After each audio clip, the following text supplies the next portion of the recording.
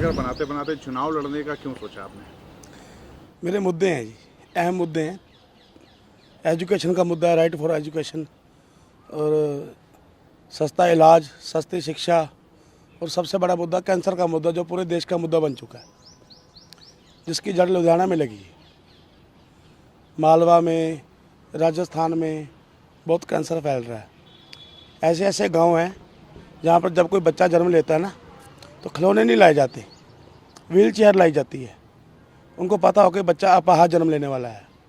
अपाहज बच्चे पैदा हो रहे हैं, बच्चे कैंसर के साथ जन्म ले रहे हैं। तो ये खाली उन गांव की कहानी नहीं है, ये कहानी पूरे पंजाब की होने वाली है आने वाले समय में, अगर लोग नहीं जागेंगे।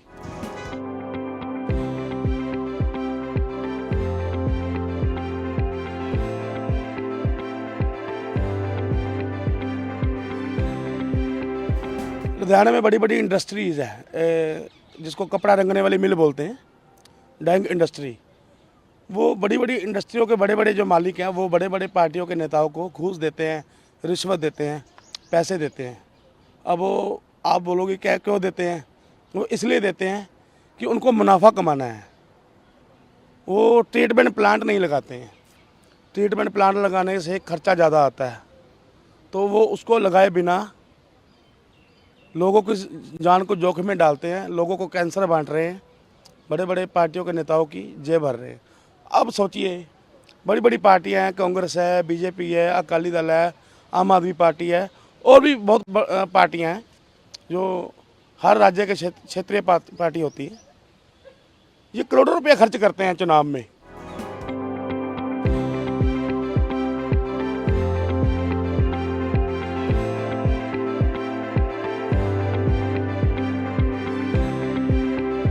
अभी आप देखो, मेरा कोई पोस्टर नहीं है लुधियाना में। क्यों नहीं है? क्योंकि मेरे पास पैसे नहीं है। मैं खाली सोशल मीडिया के माध्यम से लोगों को अपनी बात पहुंचा रहा हूं। मैं रेडी लगाता हूं, मैं 1000 रुपया कमाता हूं, वो मेरे घर में खर्चा हो जाता है। मैं चुनाव में इतने जो करोड़ों रुपया लगा के खर्चा कर रहे हैं, उनका मुकाबला उनके हिसाब से नहीं कर सकता। इसलिए मैं अपनी बात को सोशल मीडिया पर रख रहा हूँ। अब कांग्रेस, अकाली दल, बीजेपी, बड़ी बड़ी पार्टियाँ जो है, इनके जो नेता लोग हैं, वो करोड़ों रुपया रोज़ के हिसाब से खर्च कर रहे हैं। वो कहाँ से आ रहा है? इनकी कोई बड़े बड़े वो चलते हैं। मान लो इनका कोई बिजनेस भी होगा, क्या उस बिजनेस से करोड़ों रुपया चुनाव में लगाया जा सकता है? कोई ऐसा बिजनेस है जिसमें चुनाव के दिन 1-1 करोड़ रुपया डेली बेस के हिसाब से खर्च हो रहा हो? ऐसा कोई बिजनेस नहीं है। ये लोग 2 नंबर का पैसा लगाते हैं। वो कहाँ से लगाते हैं? ये बड़े बड़े इंडस्ट्री वाले इनको पैसा देते हैं कि हमारे ऊपर कार्रवाई ना करना। जब चुनाव आता है, वो 50-50 लाख रुपया हर एक नेता के घर में पहले भेज देते हैं। क्यों भेज देते हैं? कि जो भी जीता वो मेरे ऊपर कार्रवाई नहीं करेगा। इनका मुंह बंद कर देते हैं। ये संसद में जाके नहीं बोलते हैं, वहाँ गूंगे हो जाते हैं।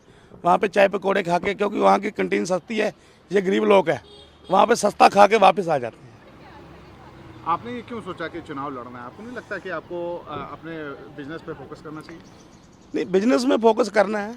पंजाबी में एक कहावत है, 2 दिन घट तुरना, तुरना मटक दे नाल। 2 पैर घट तुरना, तुरना मटक दे नाल। मतलब कि अगर आपकी ज़िंदगी 50 साल भगवान ने दी है, तो आप 30 साल ही जी लो, लेकिन वो सच बोल के जियो। अपनी मौत का डर निकाल दो। तो मैंने मौत का डर निकाल दिया है। मेरे ऊपर बहुत झूठे केस भी डाले गए, बहुत बहाने बनाकर अन्य नेताओं से झूठे केस, शिकायतें दिलवाई गई। मेरी रेडी उठा दिया है। अभी तक 50-100 बार मेरी रेडी उठा चुके हैं। मेरा आर्थिक तौर पर बहुत नुकसान किया, सामाजिक तौर पर नुकसान किया, हर तरह का नुकसान उन्होंने किया, लेकिन मैं डरा नहीं, मैं झुका नहीं, क्योंकि मुझे लोगों को जगाना है। अगर मैं नहीं जगाऊंगा लोगों को, लोग नहीं जागेंगे, तो हो सकता है कि अगले चुनाव के वक्त या उसके अगले चुनाव के वक्त पंजाब में जन्म लेने वाला हर बच्चा कैंसर के साथ जन्म लेगा। क्योंकि जो बुड्ढा दरिया में केमिकल फेंका जा रहा है, ये हमारे शरीर के अंदर जाके कैंसर बनाता है, जिसका इलाज नहीं है। जो बड़े बड़े नेता लोग जो है, ये अमेरिका चले जाते हैं इलाज करवाने के लिए। इनके पास पैसा है, गरीब बंदा यहीं पे मर जाता है। सिविल हॉस्पिटल में जाओगे, आपकी पूछगिछ नहीं है। आप प्राइवेट हॉस्पिटल में जाओगे, आपके कपड़े उतार लेंगे।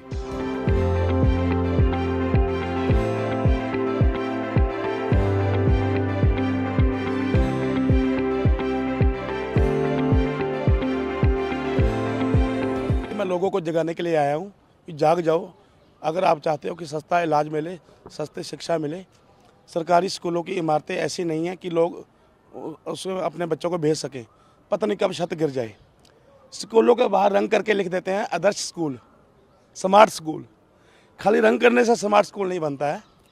स्कूल को स्मार्ट करने के लिए उसकी बिल्डिंग भी स्मार्ट होनी चाहिए, उसमें फर्नीचर भी स्मार्ट होना चाहिए, वहाँ का एजुकेशन सिस्टम स्मार्ट होना चाहिए। अगर एक स्कूल में 100 बच्चा है तो 100 बच्चे की कैपेसिटी के हिसाब से वहाँ टीचर भी होने चाहिए। एक एक टीचर पूरे पूरे स्कूल को पढ़ा रहा है। ये पंजाब की हालात है। प्राइवेट स्कूल लूट रहे हैं, सरकारी हॉस्पिटल में इलाज नहीं है। अगर मैं जीतूंगा तो मैं लुधियाना में, क्योंकि बहुत बड़ा शहर हो गया है, दिल्ली की तरह इसको महानगर बोला जाता है। जो चंडीगढ़ में पीजीआई है, पीजीआई के लेवल का हॉस्पिटल मैं लुधियाना में लेके आऊँगा। अगर लोगों को सस्ता इलाज चाहिए तो मेरे को वोट डालनी पड़ेगी। अगर लोगों को सस्ती पढ़ाई चाहिए, सरकारी स्कूल में अपने बच्चों को पढ़ाने में मान महसूस करेंगे अगर आप एक बार मेरे को एमपी बना देंगे लोग।